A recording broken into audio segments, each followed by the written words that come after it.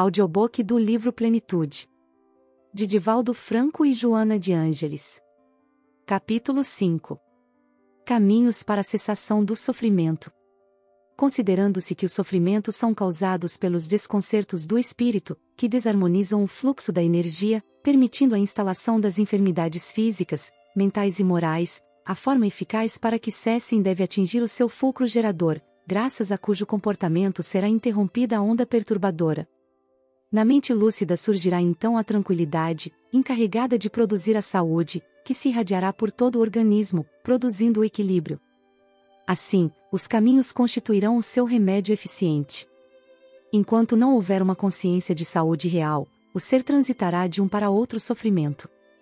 Há pessoas que, embora sem conhecimento das regras que promovem a harmonia íntima, gozam de saúde, apresentando-se bem dispostas e fortes.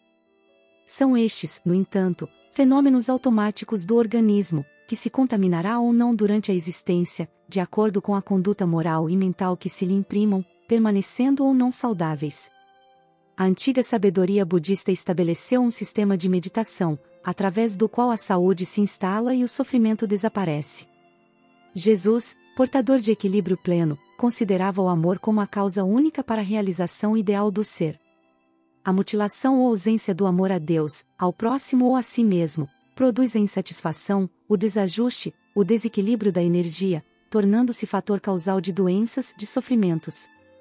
O desamor é, em realidade, uma doença, cuja manifestação se dá de imediato ou posteriormente, assinalando o ser com processos degenerativos da personalidade, que instalam no organismo os vírus e bacilos agressivos. A somatização dos problemas emocionais que decorrem da insegurança e do medo, da mágoa e do ódio, do rancor e do ciúme é responsável por graves patologias orgânicas, assim como as diversas enfermidades físicas, produzindo distonias emocionais e perturbações psíquicas lamentáveis. Quando o amor, conforme o conceito de Jesus, assenhoreia-se do ser humano, vitaliza-o e irradia paz, gerando uma psicosfera rica de vibrações de equilíbrio, graças às quais a saúde se exterioriza de forma positiva, inundando a vida de esperança, de altruísmo e de realizações edificantes. O indivíduo saudável em espírito faz-se elemento útil no concerto geral, tornando-se peça indispensável ao conjunto social, que progride com os seus esforços em contributos grandiosos, dignificadores. O recolhimento interior, mediante análise profunda dos recursos ao alcance, favorece o homem para que encontre os meios que fazem cessar o sofrimento. Partindo de uma outra etapa lógica, ele avança na harmonização interior, propiciando a energia que preserva a saúde um curso sem bloqueio, portanto, uma irradiação em todos os sentidos, intercambiando com a vibração divina, razão essencial da vida. Inicialmente, deve o homem reconhecer todos os seres como se fossem a manifestação dos seus próprios pais, que lhe facultaram a vida física, especialmente a mãe, pelos sacrifícios que se impôs durante a gestação, o parto e a alimentação preservadora da vida, nascida nas suas entranhas. Mesmo quando esta não haja sabido cumprir com os deveres livremente assumidos e aceitos, o fato de haver permitido que a vida se manifestasse, concede-lhe crédito para ser exemplo a ser considerado. Transferir para todos os seres vivos a imagem materna, certamente sem a visão psicanalítica dos tormentos da libido, porém com sentimentos de respeito e de ternura, constitui o primeiro passo para uma autorrealização pessoal, para o equilíbrio da emoção, liberando-se interiormente de quaisquer reminiscências amargas ou perturbadoras, que são matrizes ocultas de muitos distúrbios comportamentais geradores de sofrimentos. O homem renasce para ser livre, a fim de poder crescer e alcançar o seu fanal maior, que é a realização plena. Toda amarra emocional negativa, com a retaguarda do seu processo de evolução, torna-se-lhe uma carga constritora, responsável por inúmeros problemas afligentes. A imagem da mãe, de alguma forma respondendo por muitos conflitos, é também criadora de saudáveis estímulos. Seus sacrifícios e dedicação, as horas infindáveis de vigília e de renúncia de si mesma em favor da prole, as melodias que cantou nos ouvidos dos recém-nascidos e todas as promessas que se foram tornando realidade merecem ser levadas em conta, repensadas e transferidas para todo ser senciente. Diante de agressões ou submetido a dificuldades pelo seu próximo, irritado ou cínico, perverso ou escravocrata, enfermo em qualquer hipótese, deve-se considerá-lo como se fosse a mãe em um instante de fraqueza ou cansaço, carente de carinho e amizade. Em vez da reação também agressiva, do repúdio ou indiferença vingadora, a paciência generosa, a oportunidade para reflexão, a desculpa sincera, nenhum ressentimento, nem amargura. Esse comportamento libera-o do azedume, do ódio e do rancor, responsáveis por enfermidades que se infiltram com facilidade e que são difíceis de serem erradicadas. Num prolongamento da afetividade, a consideração pela Mãe Natureza ressalta como de importância fundamental para o equilíbrio ecológico, por consequência, de todos quantos contribuem para sua harmonia. Ver, portanto, em todos os seres vivos a projeção materna positiva, agradável, proporciona forças para a preservação ou restauração da saúde, para a liberação dos sofrimentos e do bem-estar, que são condições essenciais para a felicidade. De imediato, após a reflexão-vivência desse postulado, descobrir a bondade que dorme em todos os seres e necessita ser despertada, estimulada, a fim de que frondeje, inflorescendo e produzindo frutos bons. Além e acima das nuvens sombrias há espaços transparentes infinitos, que os limites das borrascas não alcançam. No interior do diamante bruto, escuro e informe, fulgura uma estrela que aguarda ser arrancada a golpes de cinzel e lâminas lapidadoras. Não há ninguém que não possua bondade interior. Há, nos refolhos da alma, a presença de Deus como luz coagulada, aguardando os estímulos de fora a fim de brilhar com alta potência. Pessoas agressivas, que se comprazem em atormentar, produzindo sofrimentos, são portadoras de muitas dores íntimas, que buscam disfarçar sob a máscara da violência, da falsa superioridade, da alucinação.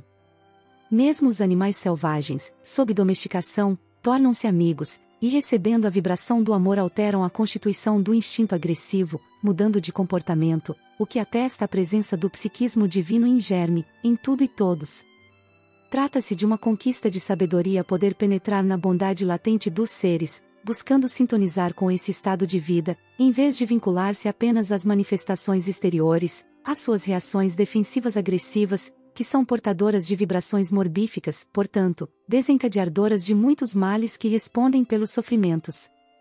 Da experiência de identificar a bondade nos seres em geral vem a extraordinária conquista de descobrir a presença de Deus em toda parte, em todas as criaturas, estabelecendo vínculos emocionais de intercâmbio consciente, já que, inconscientemente, o indivíduo experimenta uma interdependência de que ninguém se exime.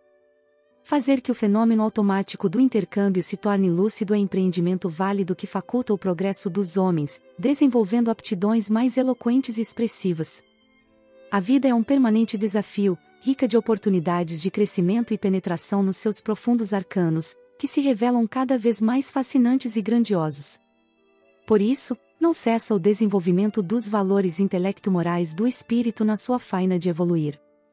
A dor e o sofrimento em geral são estágios mais primitivos do processo de desenvolvimento que, através das sensações e emoções afligentes, propelem o ser para outros planos, patamares mais elevados, nos quais os estímulos se apresentam de maneira diversa, mais nobremente convidativos.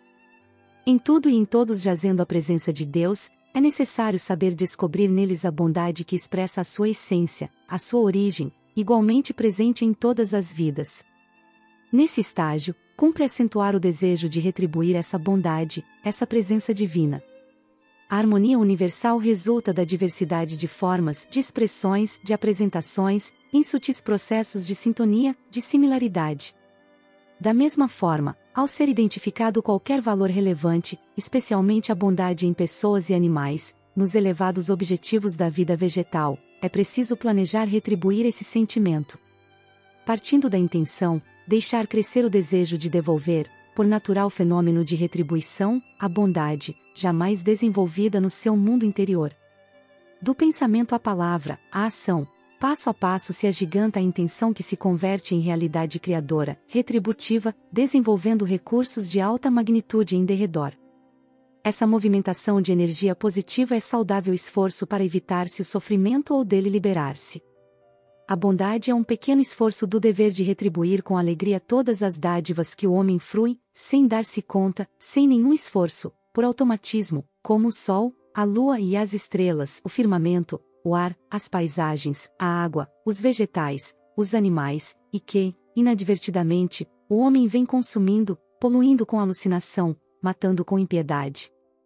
A vida cobra aos seus agressores o preço da interferência negativa na sua ordem e estrutura. Assim, devolver-lhe a bondade é respeitar-lhe os códigos da existência, da sobrevivência, fomentando-lhe o aumento, a continuidade, a própria vida, onde quer que ela se expresse. Essa bondade, que se pode denominar como dever retributivo, abre espaço ao hábito para outras formas de manifestá-la. Os sentimentos nobres que não são estimulados à ação por longo período embotam-se, debilitam-se, quase desaparecem. Desse modo, a bondade cresce por meio do exercício, tornando-se um hábito de vida ou desaparecendo por falta de ação. Optar por agir ou não com bondade é a atitude da mente, e produzir o bem é do coração. Há em todos os seres o instinto de conservação da vida e uma natural inclinação para o bem, em razão de serem herdeiros de Deus em aprendizagem, na forma da utilização dos recursos à sua disposição.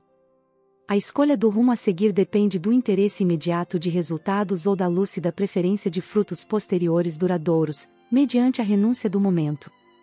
A ascese longa e, às vezes, difícil, será lograda fatalmente, em face da destinação assinalada para todos os seres. Torná-la iluminada e agradável deve ser a opção de todos quantos pensam e anelam por fazer cessarem os próprios sofrimentos. O exercício da bondade faculta campo para a vigência do amor, cuja conquista plena coroa a vida, libertando-a de todas as algemas que a retêm. O amor é a vibração do Pai expandindo-se na direção do Filho e dele se exteriorizando em todas as direções.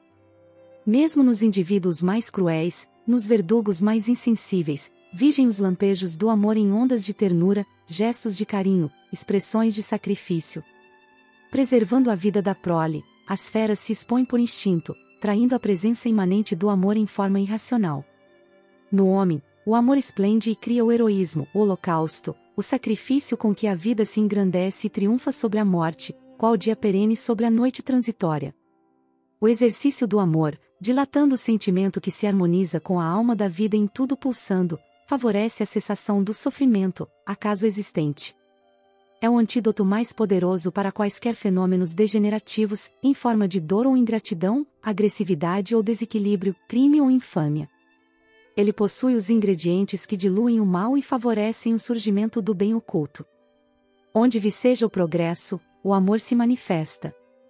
Há exceções, como no caso do crescimento horizontal, em que o interesse e a ganância fomentam o desenvolvimento econômico, tecnológico e social. Mesmo aí, o amor se encontra presente, embora direcionado para o egoísmo, a satisfação dos próprios sentidos, de onde partirá para os gestos altruísticos, que proporcionam a alegria de outrem, o bem-estar geral.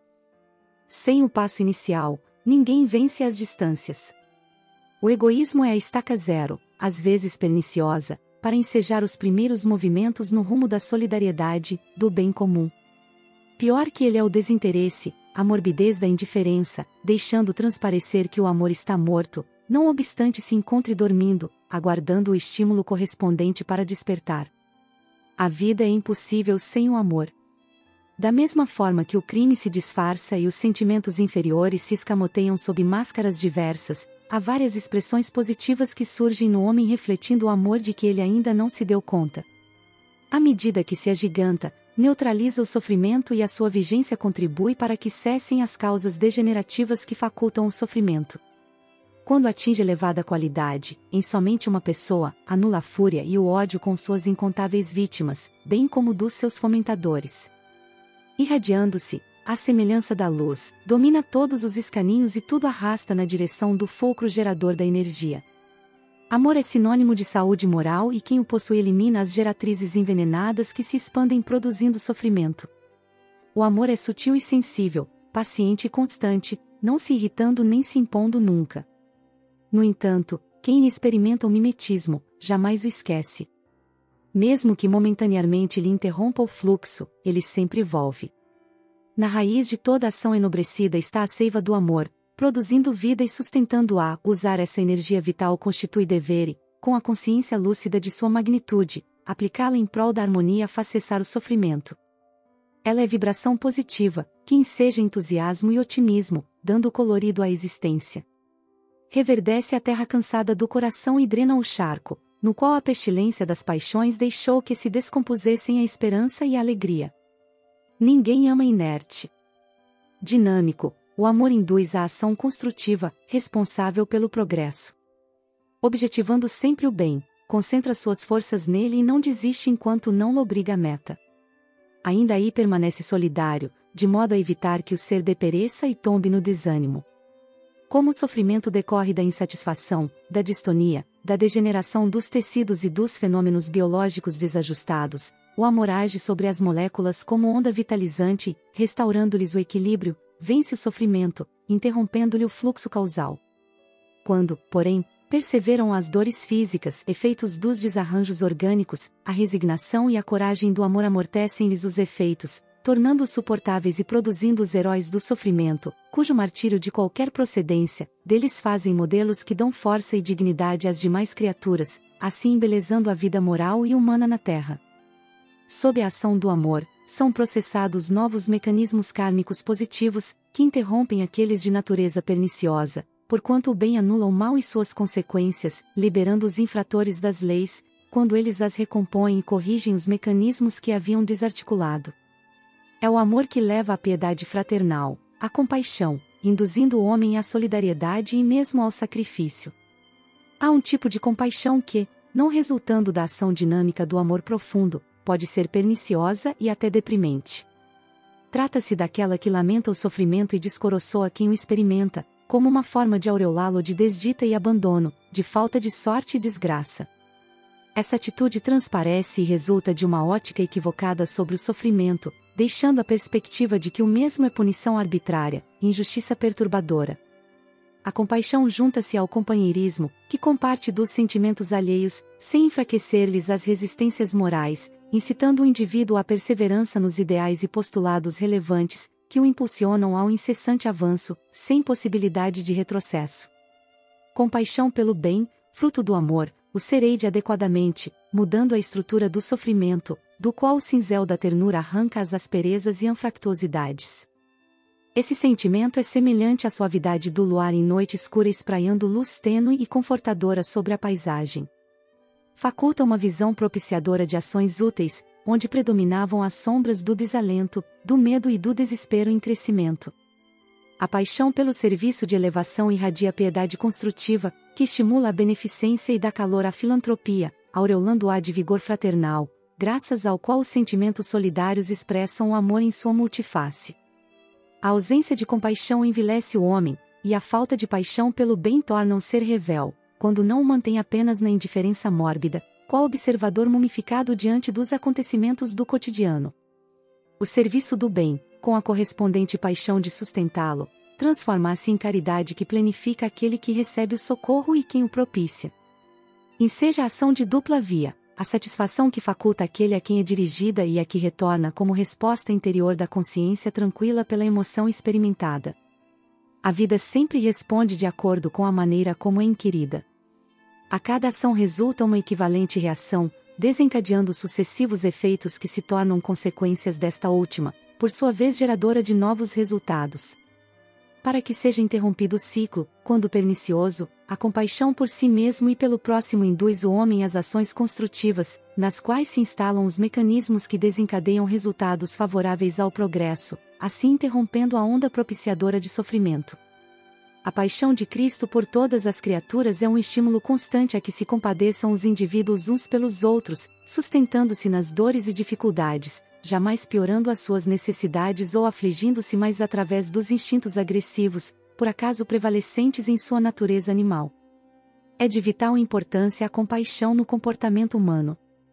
Ela conduz à análise a respeito da fragilidade da existência corporal e de todos os engodos que a disfarçam. Sendo a ilusão um fator responsável por incontáveis sofrimentos, a compaixão desnuda-a. Porque se fantasia a existência terrena com quimeras e sonhos, a realidade, desfazendo essa imagem infantil, leva ao sofrimento todos aqueles que, imaturos, confiaram em demasia na transitoriedade das formas e da apresentação física, das promessas de afeto imorredouro e de fidelidade perpétua, de alegria sem tristeza e meio-dia sem crepúsculo no fim da jornada.